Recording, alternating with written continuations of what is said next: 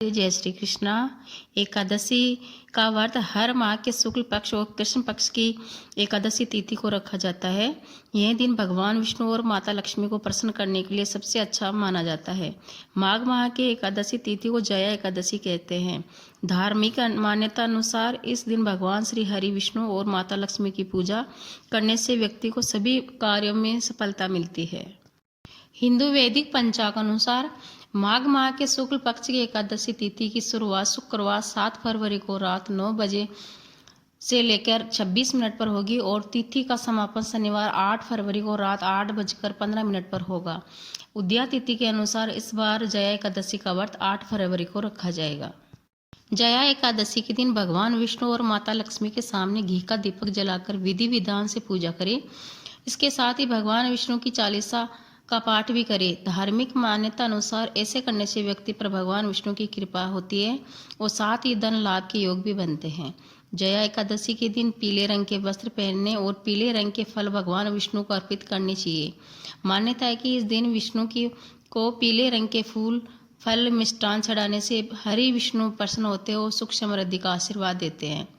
जया एकादशी के दिन भगवान विष्णु की अति प्रिय तुलसा माता की पूजा करना शुभ होता है। यदि इस दिन तुलसी में घी का दीपक जलाए और भगवान विष्णु के मंत्रों का जाप करें। साथ ही भगवान विष्णु की तुलसी के पत्तों का भोग लगाने से श्री हरि भगवान विष्णु प्रसन्न होते हैं और जीवन के सभी कष्टों से मुक्ति मिलती है। धार्मिक मान्यता अनुसार जया एकादशी का व्रत करने से व्यक्ति के जीवन में रोग दूर होते हैं और आरोग्य की प्राप्ति होती है। साथ ही इस व्रत से व्यक्ति को पापों से मुक्ति मिलती है और व्यक्ति वैकुंठ धाम को प्राप्त करता है। इसके अलावा जया एकादशी का नाम से ही पता चल जाता है कि यह व्रत व्यक्ति के सभी कार्यों में विजय दिलाता है। जया एकादशी का महात्म श्री पद्म पुराण की कथा के अनुसार पांडु नंदन युधिष्ठिर ने कहा कि हे भगवान, आप समस्त जगत में सृष्टिकर्ता ब्रह्मा, पालक विष्णु तथा नाशक शंकर हो। आपकी जय हो, जय हो, जय हो। हे भगवान, अब आप कृपा करें इसी माह की शुक्ल पक्ष वाली एकादशी का नाम और इसकी कथा का वर्णन कीजिए।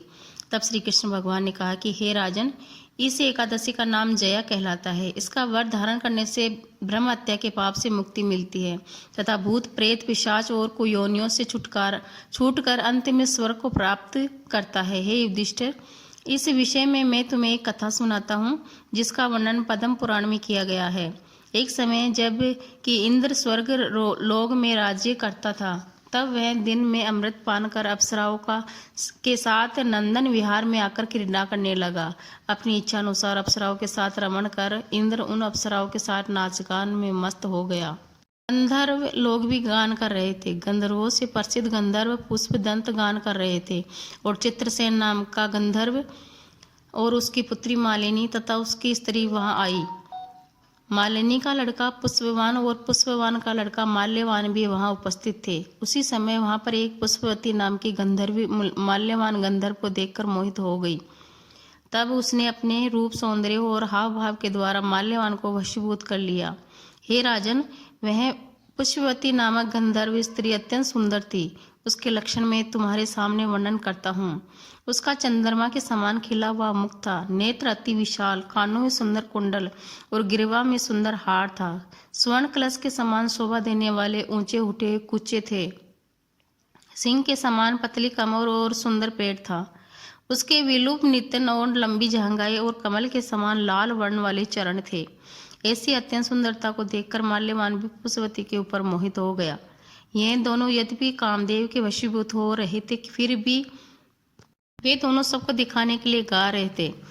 उनका मन गाने में स्थिर न था, इसलिए वह अशुद्ध गाने गाने लगे। इंद्र ने उनकी भावभंगिका को देखकर उनके प्रेम को समझ लिया, किंतु अपना अपमान हुआ जानकर उन दोनों को श्राप देते हुए कहा कि मेरी आज्ञा उल्लंघन करने वाले मूर्खों, तुम दोनों ने मेरा अपमान किया है। मैं तुम्हें श्राप देता हूँ कि तुम लोग मृत्यु लोक में स्त्री पुरुष होकर पिशाच रूप धारण करो। तब वे दोनों इंद्र के श्राप से अत्यंत दुखी हो हिमालय पर्वत पर पिशाच रूप धारण कर स्त्री पुरुष के रूप में दुख भोगने लगे। मैं उन्हें गंध रस और स्पर्श का कुछ भी ज्ञान न रहा। वह उस स्थान पर इतने कष्ट भोग रहे थे कि शरीर की जलन के कारण निंद्रा भी नहीं आती थी। कड़ाके की सर्दी को सहन करते हुए वे दिन व्यतीत कर रहे थे। एक दिन पिशाच ने पिशाचनी से कहा, न जाने हमने पूर्व जन्म में कौन से कर्म किए हैं जिसके कारण हमें यह पिशाच योनि को प्राप्त कर इन यातनाओं को सहन करना पड़ रहा है।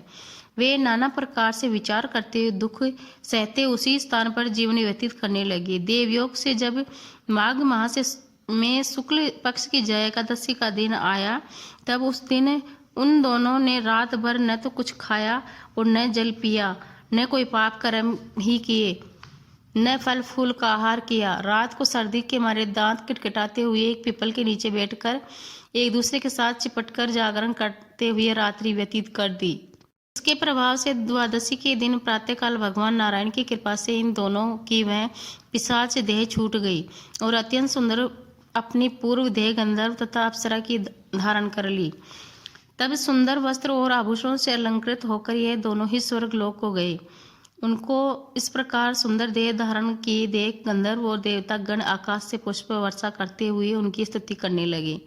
तब इन दोनों ने स्वर्ग लोक में उपस्थित होकर देवराज इंद्र को प्रणाम किया। उनको अपने प्रथम रूप में देखकर देवराज इंद्र को भी महान आश्चर्य हुआ।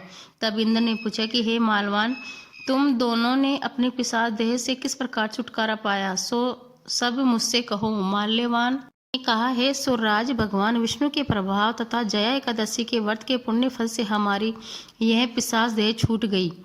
यह सुनकर इंद्र ने कहा कि हे माल्यवान, एकादशी व्रत करने और विष्णु के प्रभाव से पिशाच देह त्याग कर पवित्र होने से तुम दोनों शुद्ध हो गए। अब तुम पुष्पवती के साथ रहकर विहार करो। हे युधिष्ठिर, इस जया एकादशी के व्रत धारण करने से हमें समस्त बुरी योनियों से मुक्ति होकर स्वर्ग की प्राप्ति होती है। जो मनुष्य इस जया एकादशी का व्रत भक्ति पूर्वक करता है वे लोग निश्चय ही स्वर्ग की प्राप्ति करते हैं। बोलो एकादशी मैया की जय। जय जया एकादशी मैया की जय। इसके बाद में आप तुलसा मैया की कहानी सुने और आप चाहे तो गणेश जी की भी कहानी सुन सकते हैं। और इस दिन शाम के समय तुलसा जी में घी का दीपक लगाए और तुलसा जी की 5 परिक्रमा 8 परिक्रमा जो भी आपसे बन पड़ती है 108 भी आप परिक्रमा लगा सकते हैं, क्योंकि इस दिन तुलसा मैया की पूजा का भी बहुत ही बड़ा महत्व है। इसलिए हमें तुलसा मैया की पूजा मन ध्यान और करना चाहिए। तुलसा मैया की कृपा हम सब पे बनी रहे, एकादशी मैया की कृपा हम सब पे बनी रहे, यही मैं आशा करती हूँ। बोलो एकादशी मैया की जय, तुलसा मैया की जय हो, भगवान विष्णु की जय हो।